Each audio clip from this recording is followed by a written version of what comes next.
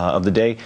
One plan. He says, McClellan gets elected, the Emancipation Proclamation is going out the window. You guys need to help me spirit as many slaves as possible across Union lines, because after March 4th, 1865, I will be no help to you.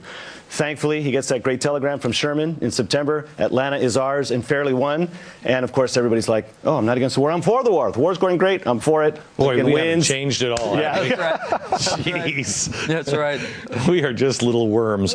So, but some of us are glowworms, to quote Winston Churchill. All right. So there he is. But he goes back to meet and meet with Lincoln again later. And he's kept away from Lincoln. Yeah, after the second inaugural address, Douglas was there, he sees it, and he figures, hey, there's a reception, there's no reason why I, an American citizen, can't see this elected president. He goes to the door, and they say, no colored people are allowed. And he says, there's no way that that order emanated from Mr. Lincoln. And so they say, okay, fine, come with me. So the two security guys bring Douglas in, and then escort him out a window. They had planks on this window there were so many people at the reception, they needed to find a way for them to get out. And he gets escorted out the window. Wouldn't that be great if we could put those planks back up and we could escort people out the window? So he walks the plank, and he finally gets word back to Lincoln. Lincoln sends for him.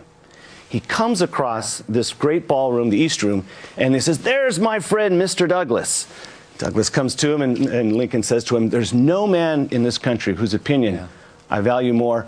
What did you think of my speech? And he said, Mr. Lincoln, that was a sacred effort. And that was the last time he saw him alive.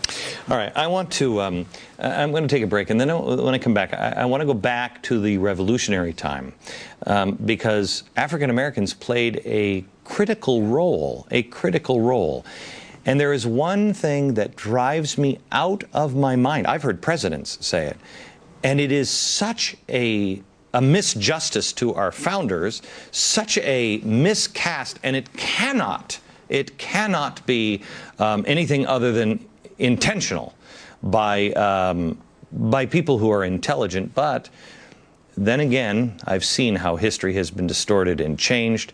You may not even know the truth. Maybe I should give them the benefit of the doubt. They don't know the truth either. It is, I am only 3/5 of a man. And don't tell me about the founders. Let's correct that history.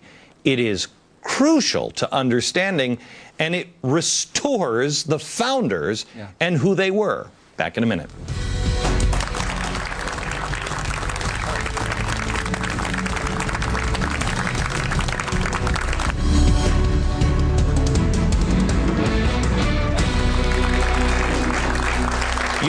More about our founders and the role that African Americans played in the founding of this country in the next 15 minutes than you probably have learned your entire life.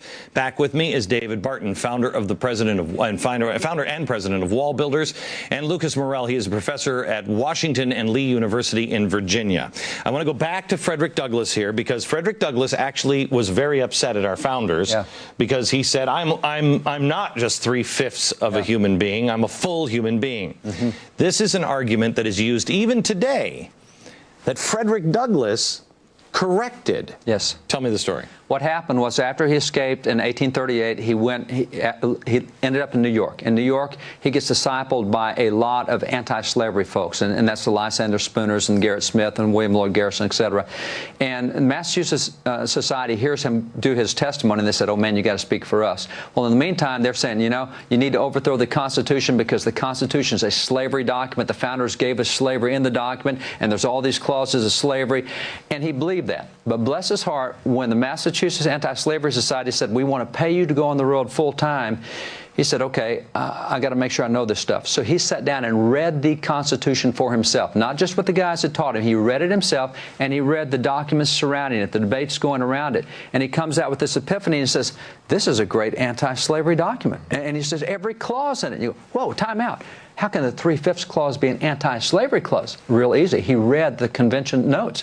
What happened was you had all these anti-slavery founding fathers. You had, for example, James Wilson. You had Elbridge Sherry. You had Luther Martin. Ben Franklin. All these guys, all these anti-slavery guys.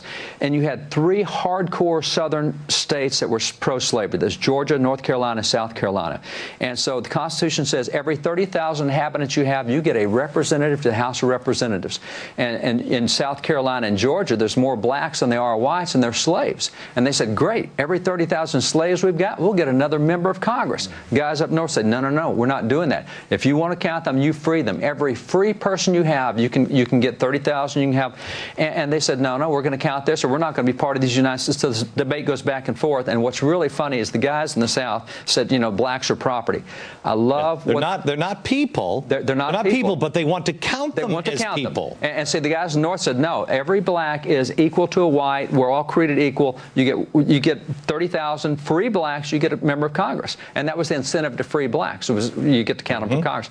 So the guys up north started having fun with the guys down south. They said, you guys say that blacks are property, and Elbridge Gerry did this, and Luther Martin did it out of Maryland. They said, okay, here's what we're going to do up north: is you're counting 30,000 pieces of property to get a member of Congress. We're going to count 30,000 chairs and horses and cows. We'll count our property. Every 30,000 pieces of property we get an anti-slavery member to Congress.